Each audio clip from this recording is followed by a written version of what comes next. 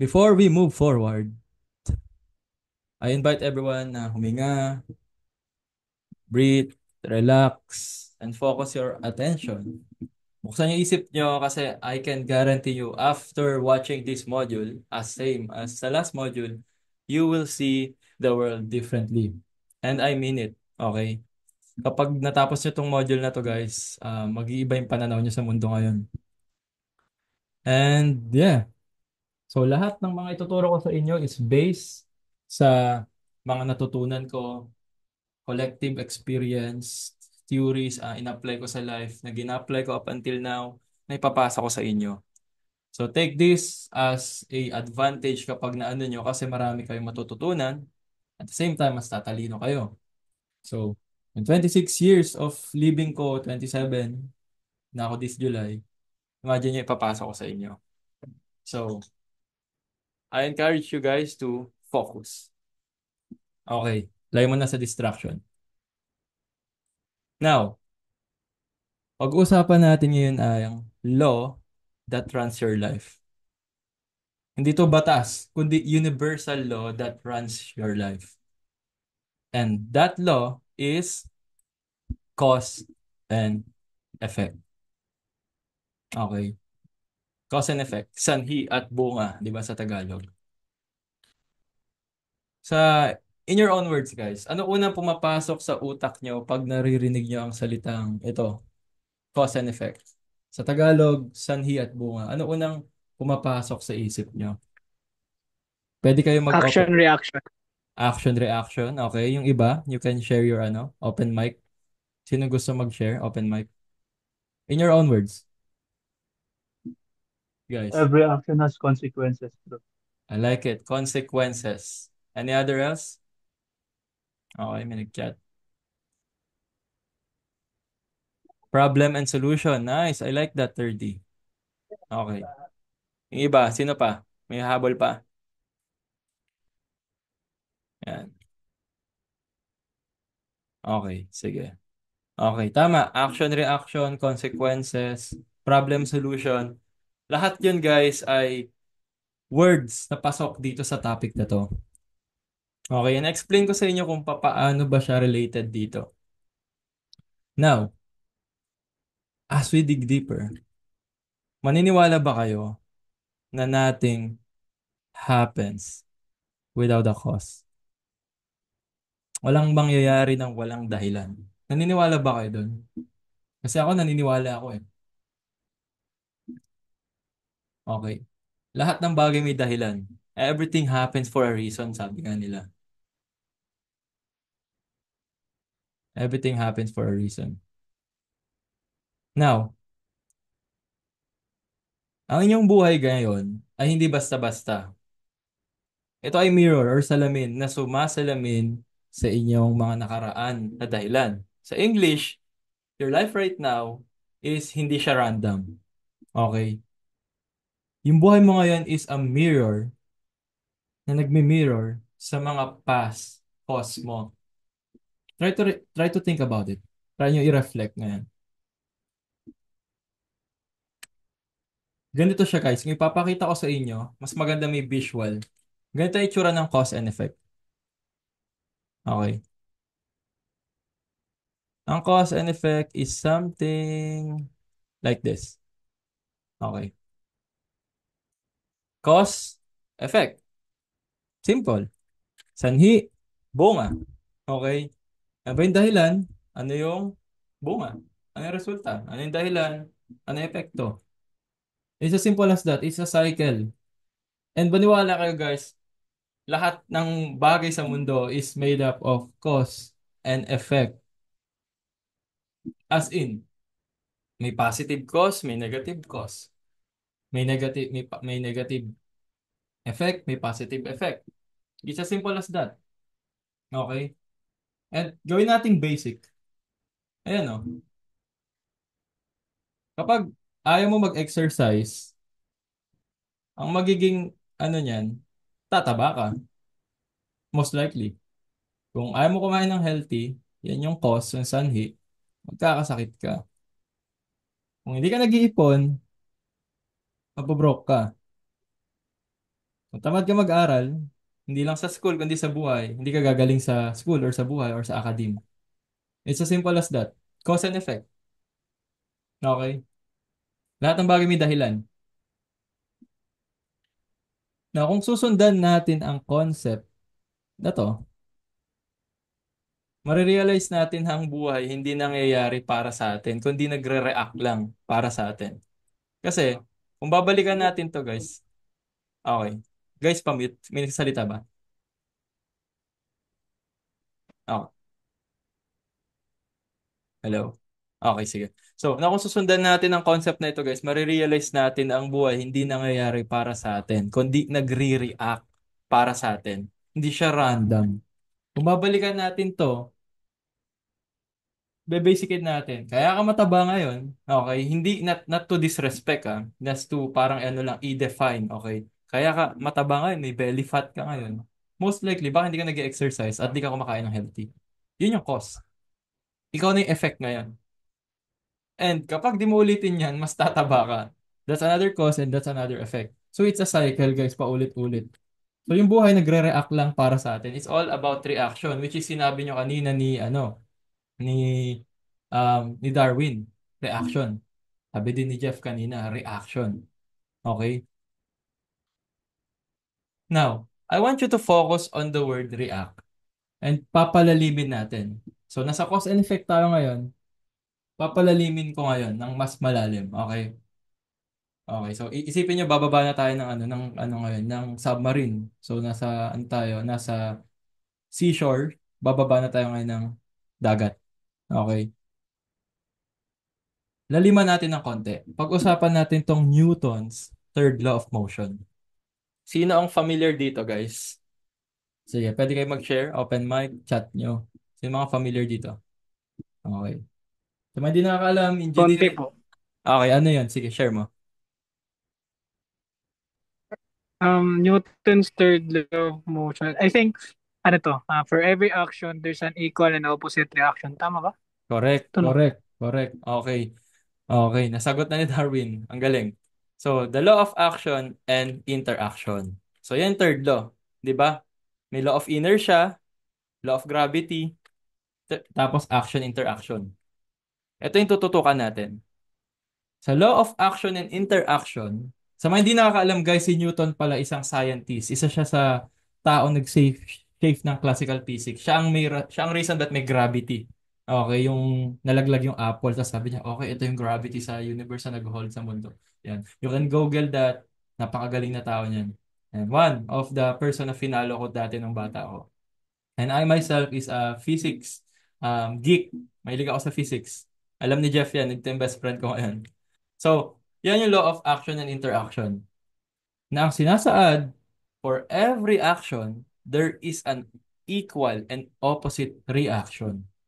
Sa Tagalog, sa bawat aksyon, mayroong pantay at kabaligtaran na reaksyon.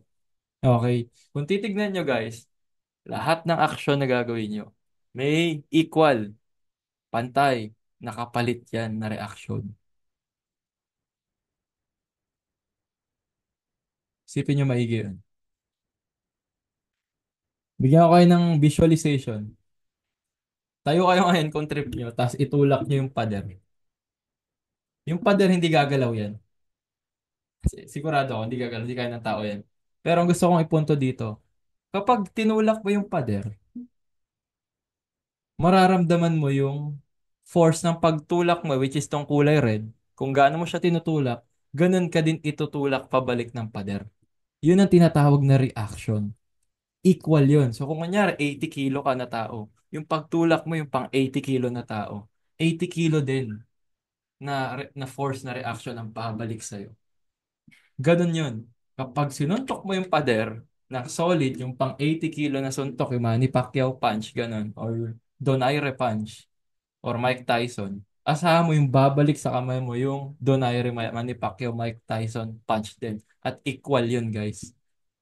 Yan ang tinatawag na third law. Yan yung sinasabi ni Newton. So, ang tanong, bakit ko ba sinasabi sa inyo to? Ano bang relevance nito sa topic? Okay, JC, lumalim tayo. Ano bang purpose yan? Itutulak ko ba yung pader? Susuntokin ko ba yung pader mamaya? Bakit ko ba to sinasabi sa inyo? Alam nyo guys, babalik tayo dito sa kasabi sa sinabi ni Newton. For every action, there is an equal and opposite reaction. Bawat action may roong pantay at kabaliktaran na reaksyon. Lahat ng actions nyo sa buhay guys, maliit man yan or malaki, meron yan equal at opposite na reaction. Okay. Try nyo munang idig ano yan, i-absorb. Kahit anong maliliit na bagay yan na actions. Maliit, malaki, meron yan opposite and equal reaction. And maniwala kayo sa hindi guys, this includes your belief, habits, and thoughts. Akala nyo action lang na parang gagalaw ka, hindi. Kahit paniniwala nyo, habits nyo, even yung mga iniisip nyo, may opposite and equal reaction yan guys. Nakakasunod?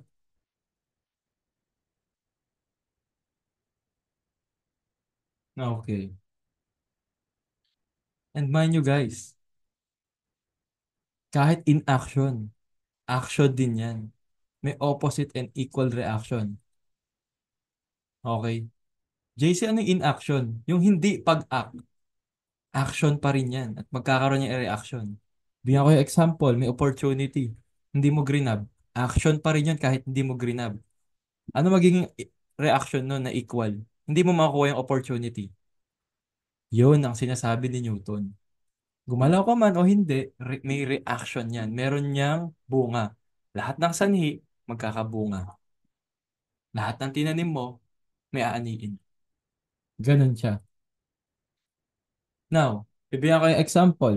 Action, reaction tayo. So, kanina cause and effect, punta tayo ngayon sa law ni Newton.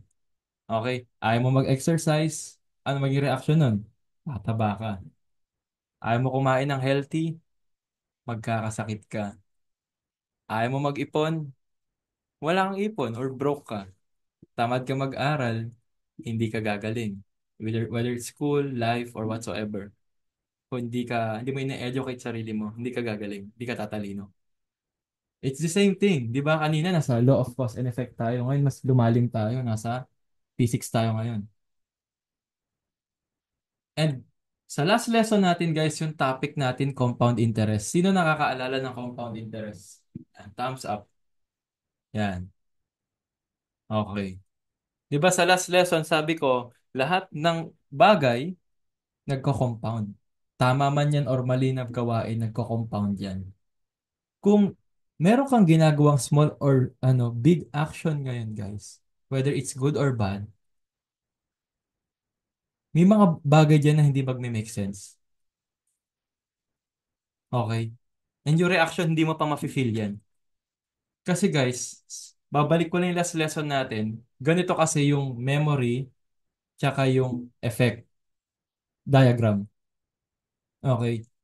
Tong red, may mga bagay tayong ginagawa na conscious tayo. Later on, habang tumatagal, makakalimutan natin yan. Nagyoyosi ka, gagawin mo yung yosi, makakalimutan mo na nagyoyosi ka. Pero ginagawa mo na siya everyday, kinakalimutan mo na. Kasi ganun ang utak.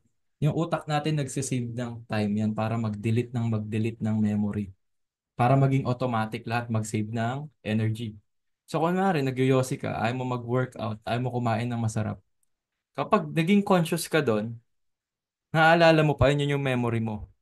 Pero habang tumatagal guys, tignan nyo tong kulay red. Nakakalimutan mo at nagiging parte na yun ng buhay mo. And maniwala kayo sa hindi guys. Kung nasaan man kayo ngayon, nakalimutan nyo na ng mga actions yan pero nanganganak siya ngayon. Now, kung ito yung memory lane, which is sa lesson natin, last lesson, nakakalimutan mo, yung magiging epekto mga bagay na yan, magre-reverse yan through time. Nag-gym ka ngayon, everyday mo gagawin yan.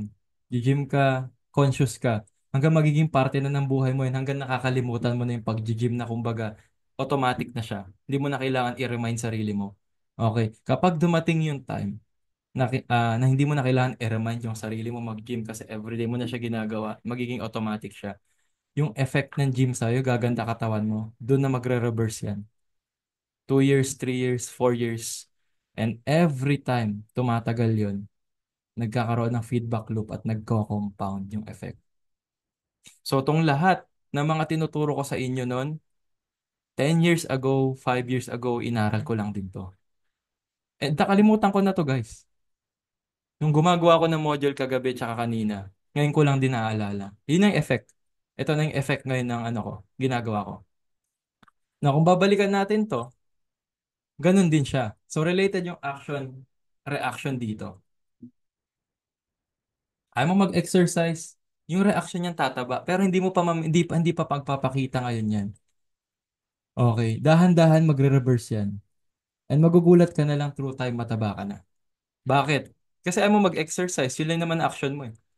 Yung reaction mo dahan-dahan nag-accumulate yan. And yun na magiging effect. Now, and mind you guys, ayan. Now, nakakasunod ba dito sa pa-thumbs up, pa-heart? Kung nasusundan nyo tong yung sa interaction application ni yung third law of motion ni Newton. So it's basically guys, action, reaction. Ganun lang siya.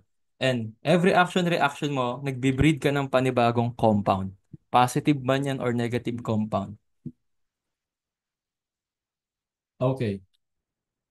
Now, let's go a little deeper. So, kanina, nasa na tayo, nasa gitna ng daan sa ilalim ng dagat. Punta tayo ngayon sa Marianas Trench. Laliman pa natin ngayon. So, yung first kanina, cause and effect. Second, tinonect natin siya sa physics, sa science. So, universal law, naging physics, pasok tayo sa spiritual law naman of programming. Sa tingin nyo guys, may mag-open mic dito yung gusto mag-share. Saan related tong cause and effect at saka yung third law ni Newton when it comes sa spirituality ng mga tao, sa ating spiritual belief? Comment. Comment, guys. Yung mag gusto mag-share. Letter K. Okay, letter K siya.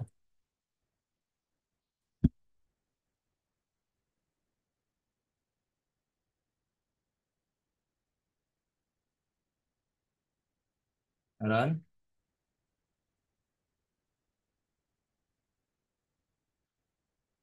Letter K? Wala. Okay. Wala. Okay, sige. Kapag i-connect natin ng mas malalim to sa spiritual side of things, ang cause and effect, guys, is basically karma. Karma. Hindi yung hindi yung club. Okay, hindi to yung club sa Timog, guys. Okay. Sa mga taga Manila, hindi po to yung club. Okay, karma ho, karma. Okay. Karma. Sino nakakaalam ng karma? Anong pumapasok sa isip nyo kapag naririnig nyo yung salitang karma? Anyone? Consequence po. Consequence, Consequence. tama. Consequence. Tama. Sino? Result. Tama. Okay. Tama si Pers. Okay, karma. How about the others? Good and bad. Yan. Okay. Tama. Tama kayo lahat, guys. So, karma. Ang karma, guys, maniwala ka sa hindi. Cause and effect lang yan na nakatago. Literal. It's just cause and effect in disguise. As in, ganun lang siya kasimple, guys. Yan o. Sanhi, bunga, equals karma. Ganyan lang siya. Pagpapakita ko sa inyo, it's the same thing. And it's nasa books, nasa Bible, nasa sacred text. Karma is just cause and effect. It's a governing law na translate sa spiritual text. Pag may ginawa kang mabuti, may reward. Pag may ginawa kang masama, may punishment. And ma-integrate din siya dito sa batas sa atin sa Pilipinas, sa mundo. 'Di ba? Kapag may ginawa kang mali sa batas, ayon sa batas, makukulong ka. Kapag may ginawa kang mabuti, may reward ka. Lahat 'yan, guys, everything. Nakapalibot yan sa atin. And it's the governing law. Kaya kasi sabi siyang law na nagraran ng life natin. Kasi na everyday nakikita natin to, hindi lang tayo aware. Pero ngayon, since aware na kayo sa first learning session, mas nagigets nyo na yung full concept. So it's just basically it. Cause and effect in disguise. It's karma. Pag tinanong ka, karma, cause and effect. Disguise. Pag may ginawa ka mabuti, reward. Pag may ginawa ka masama, may punishment.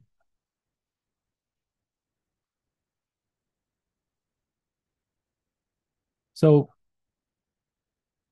ang reality guys, and ito yung reality na sana wag nyong kakalimutan. Guys, hindi nyo matatakasan ng karma. Kasi na-accumulate mo to or naiipon to through time. Naalala niyo pinakita ko kanina sa compound interest? Ito lang din yung karma oh. May ginagawa ka masama ngayon, conscious ka, di ba? Conscious ka, gawa ka na masama. Lagi mong gagawin yan hanggang maging normal na lang sa'yo yan.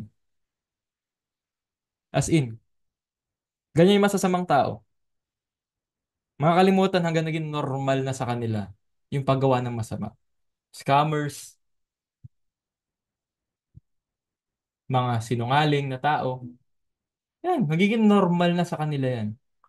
Tignan yung magiging effect sa life nila. Scammer, oh, nag-scam ng bilyon-bilyon, nang loloko ng tao, nagnanakaw, pumapatay. Dito nag-uumpisa yan, guys. Yan lang din yung karma, oh. Kaya lagi nyo tatandaan tong memory effect tsaka time na diagram.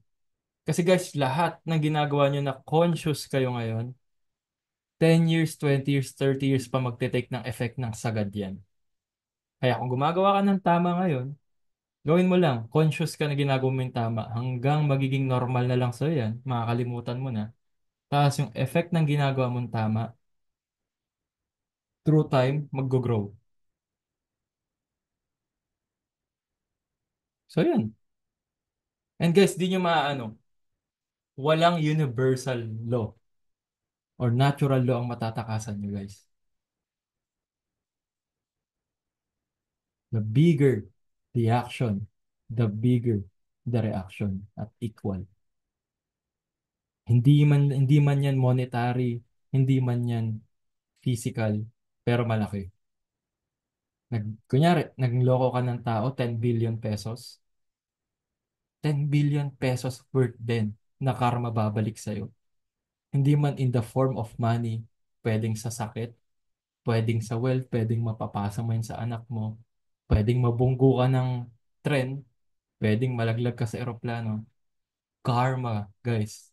You cannot run from karma. And na-accumulate mo to over time. Kaya ako sinasabi sa inyo to guys, maging aware kayo. Kasi meron tayong mga ginagawang mga masasama din, maliit or malaki yan, na pwede makasama sa katawan natin or sa ibang tao. Kailangan nyo maging aware at i-try na i-reverse yan. Kasi first step, awareness.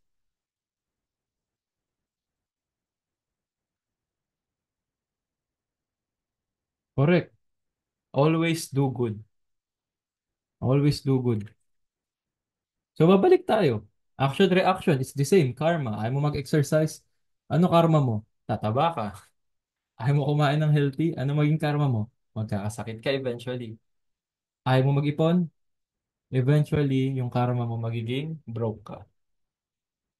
Tamad ka mag-aral? Ano karma mo? Hindi ka gagaling. It's the same thing. It's the same thing, guys. It's the same thing. Gumawa ka na mabuti, babalik sa'yo. Gumawa ka masama, babalik sa'yo. Ganun lang. Gumawa ka mabuti, mabuti babalik sa'yo. Gumawa ka masama, masama babalik sa'yo. Tama si Perse. Ngayon ang tanong, paano ba natin ito magagamit sa buhay, JC? Sobrang complex ng binibigay mo sa amin. Paano ba namin magagamit to sa araw-araw na buhay? Alam niyo guys, bibigay ko na sa inyo ang formula of reality, which is ginagawa ko siya. Like, as in day to day. Up until now. Inputs equals outputs. Natandaan nyo yan ha. Input equals outputs. O, sa mga hirap mag-English, i-translate ko na kasi love ko kayo. Inputs, pumapasok, lumalabas. Okay. Okay.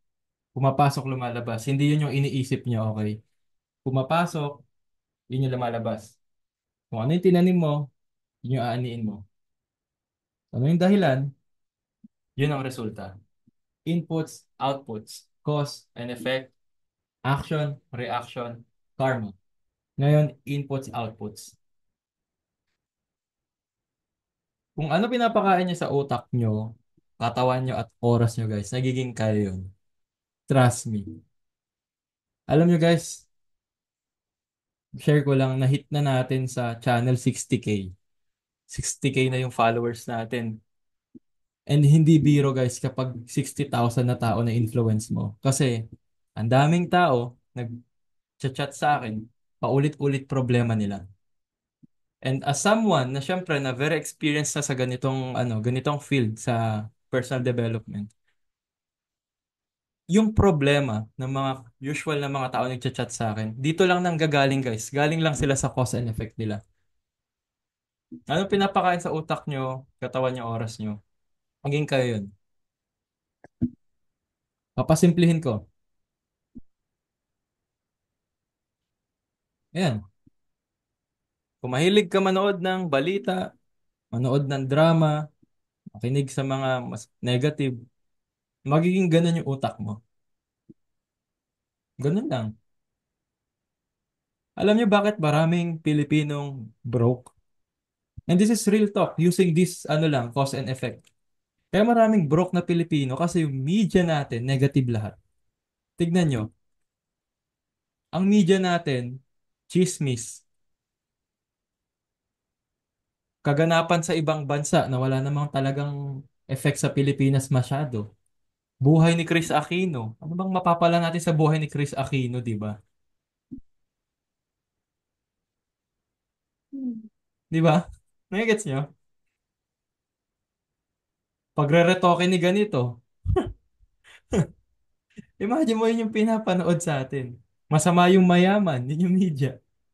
Magbabalita, nagpatangos ng ilong si ganito. Ano mapapala na utak natin sa ganung bagay? Puro na lang rally.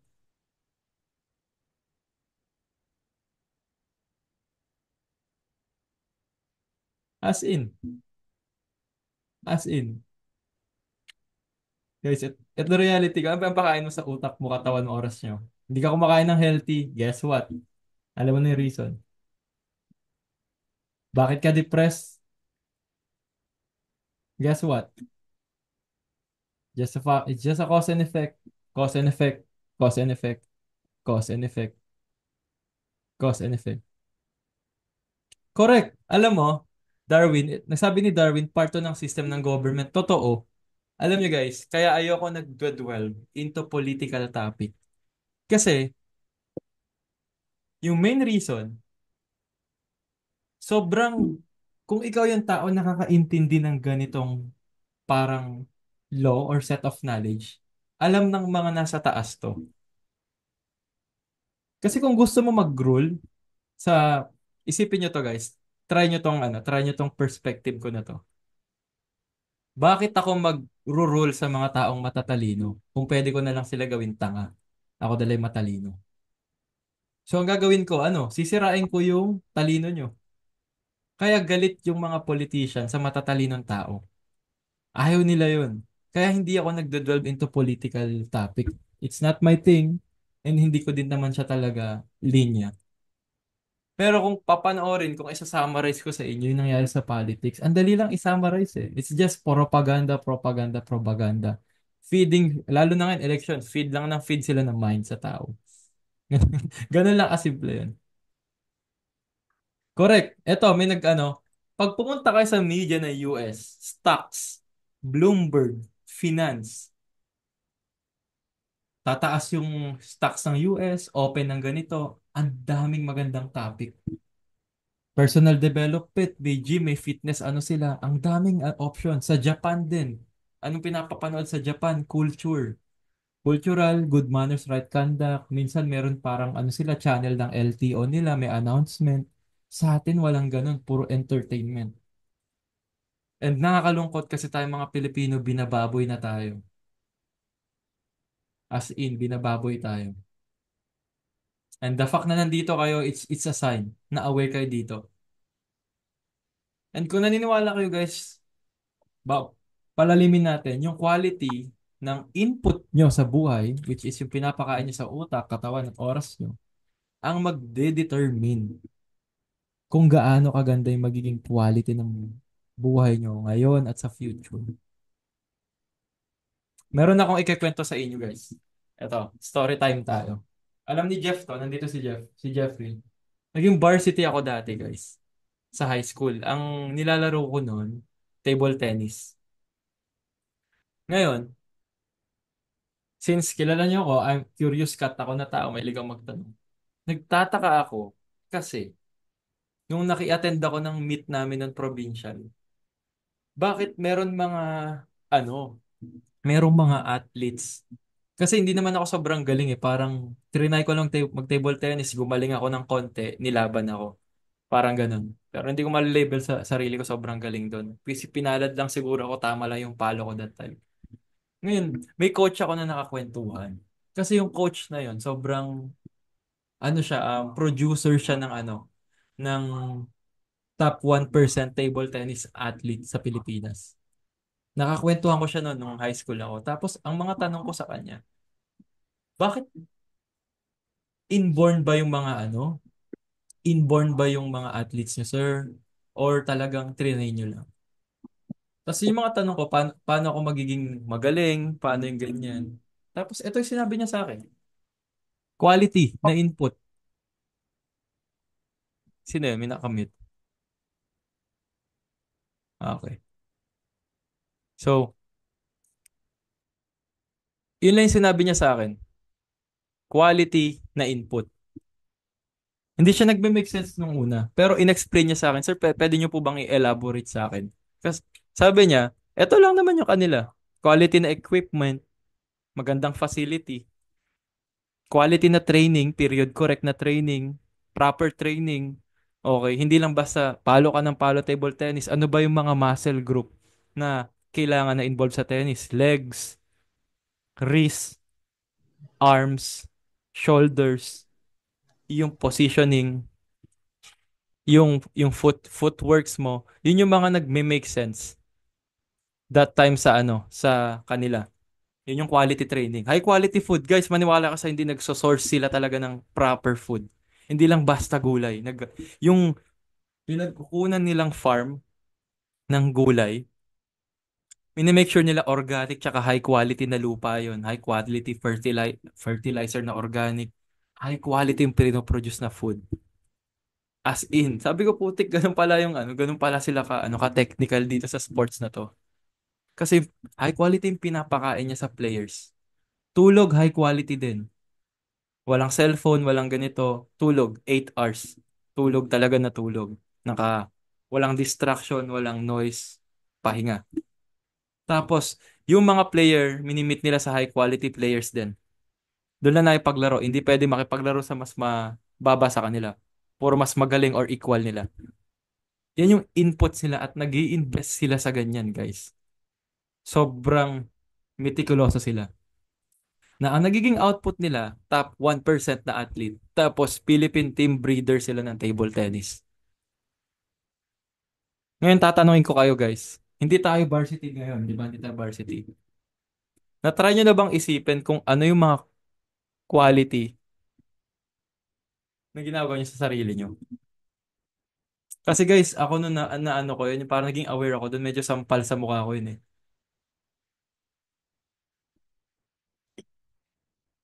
Pero this time, ginagawa ko na siya.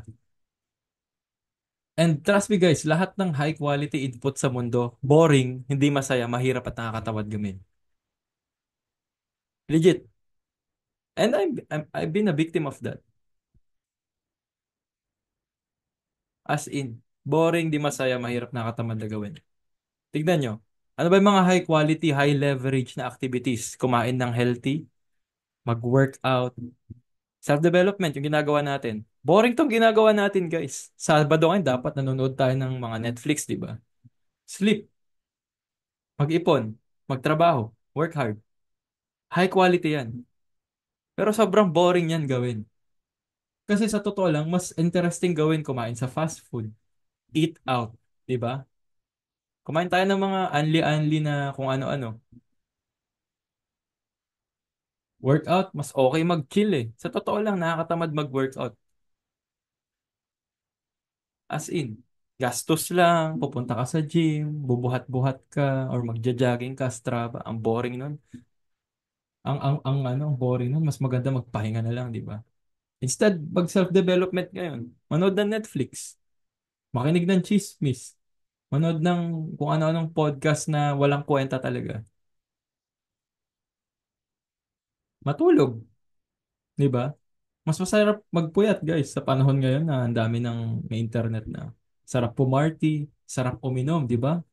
Red Horse, gin, cocktail, party. Mag-ipon, mas madaling gumastos. Di hamak na mas madaling lumifestyle, guys. Kaysa magtipid at mag-ipon. Magtrabaho, mas madaling magreklamo, guys. Mas madaling magreklamo. Nagigets yung pinupunto ko, guys. Yung mga low quality, low leverage na wala naman talagang effect sa long term na ano natin ng buhay. Yun yung pinakamadaling gawin. And minamarket siya na gawin. Kaya guys, babalik tayo dito sa pinakita ko.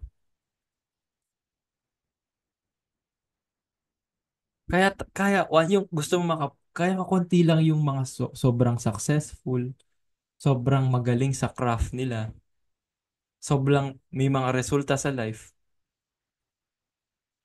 Kasi majority ng tao guys ito ginagawa eh. And this is the reality. And I'm a victim of this. Ngayon, nag-fully automate na ako ngayon guys. Same yung kinakain ko every day. Same food, it's the same. Nagwo-workout ako, yes. Self-development, yes. Dito tayo ngayon. At ako guys, nag-aaral ako up until now. Maniwala ka sa hindi ko kaya. Hindi ko ni hinahayaan yung araw na wala akong natututunan. Pag chinek nyo YouTube ko, yung Google search ko, lahat it's either articles, case studies, or mga videos na kailangan kong na ma-advance lesson na kailangan ko pasimplehin tas i-share ko sa inyo. Tulog. Alam ng mga friends ko yan na negotiable. Okay. Mag-party kayo, mag-inom kayo, magpuyat kayo. I don't care. Tulog mas importante sa akin. Kasi pag hindi ako natulog, wala akong high quality output. And guys, mind you, sa sleep, 1:2 ang ratio niyan. Kaya nga 8 hours tayo natutulog, di ba? Ang nire-require. 16 hours tayong gising. So, ibig sabihin, sa every 1 hour na tulog mo, 2 hours na productivity yun. Dapat kinoconsider nyo yung ganun. Hindi ba napapansin kapag 4 hours lang kayo natulog, 8 hours lang kayong makakagalaw? It's 1 to 2. Search nyo yan. Save money. Biktima ako ng lifestyle dati. Di ba sinashare ko sa TikTok yan? Ang sarap gumastos. Pero this time, titipid na ako. And working hard. Alam nyo yan guys. Sobrang dami kong ginagawa sa life ko ngayon. And it's boring. Alam niyo minsan, sa totoo lang guys, may mga ganito din akong thought process na parang gusto ko na lang maging normal na tao.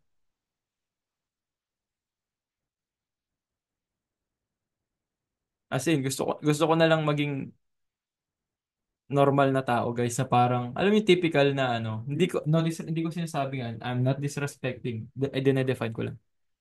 Alam mo yung stereotype na walang ginagawa tong low quality tapos chill lang.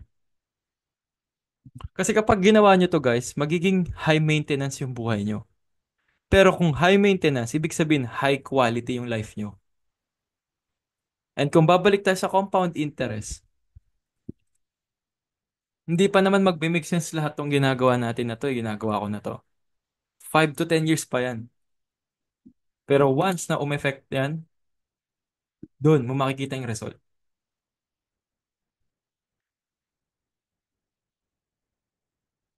But guess what? So yan. Napunta tayo sa low quality. Kapag ito ginagawa nyo guys, low quality, high quality, pipili lang kayo sa dalawa. Guess what? May compound interest, may karma, may cause and effect na involved dyan. It's either yung blue, pipiliin mo, or yung red, tatamaan ka niyan. Okay? At kapag tinamaan ka niyan, everyday, tinatanim mo yung kinabukasan nyo. Everyday. Everyday. Everyday. Pipili ka lang. Tatamaan ka niyan, cause and effect, bam. Kasi guys, sa totoo lang, as someone na nagko-coaching, nagko-consulting sa TikTok, maraming tao nagtatanong sa akin, gusto nilang palitan yung bunga, pero hindi nila pinapalitan yung ugat. So, paano nyo expect na maayos nyo yan kung yung effect na mismo, yung problema? Kailangan nyo ng panibagong cause. Hindi nyo pwedeng palitan yung effect. Kailangan nyo ng panibagong cause. Kailangan nyo ng panibagong sanhi. Kailangan panibagong input. That's the only way para mapalitan nyo yung magiging effect. And most people are not even aware of it. Di nila alam to. Anong gagawin ko sa buhay, Kuya JC? Ganito na kasi yung nangyari. Well, guess what? Cause and effect. Paano ka ba muna napunta dyan sa sitwasyon na yan? Laging ganun yung tanong ko. Anong ginagawa mo? Kailan pa nangyari yan? Pansin niyo, yun yung usual na tanong ko. Kailan mo pa ginagawa yan? Kailan nangyari? Ano mga ginawa mo? Ano yung mga nagawa mo? Bakit ka napunta dyan? Kasi malalaman ko yung ugat. At kapag nalaman mo yung ugat, kasi po, hindi ako nag-workout maayos, kasi ganito, ganyan, ganyan. Okay, palitan mo yun. Palitan mo tong root. Then, palitan mo. Then wait, wait, just wait.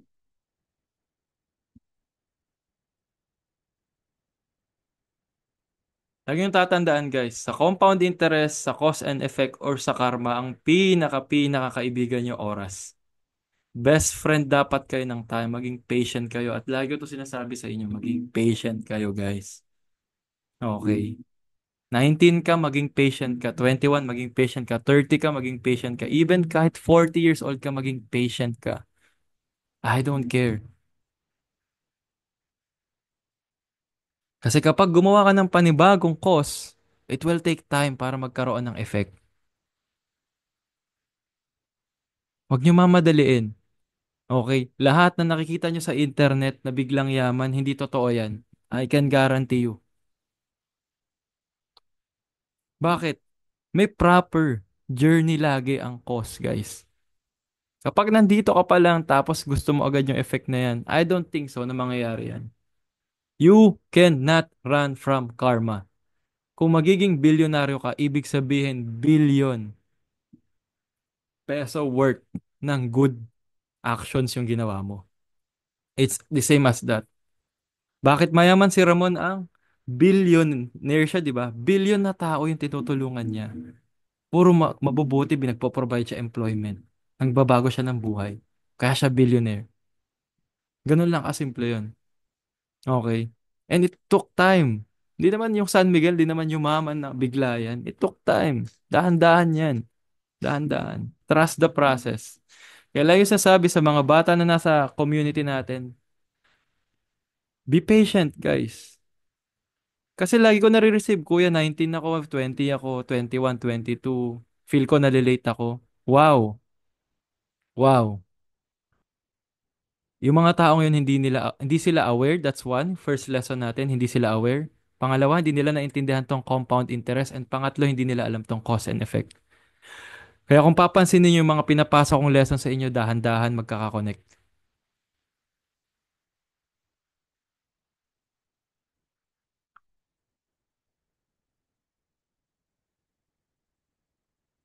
So yun, stop trying to change the fruit.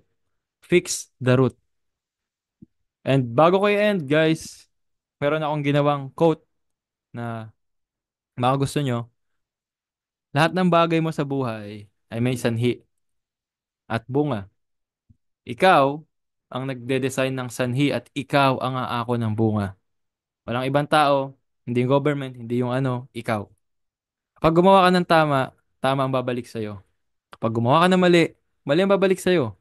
At hindi mo matatakasan ng karma. So yun, pipili ka na lang sa dalawa. Pili ka na lang dito sa dalawa. Pili ka na lang.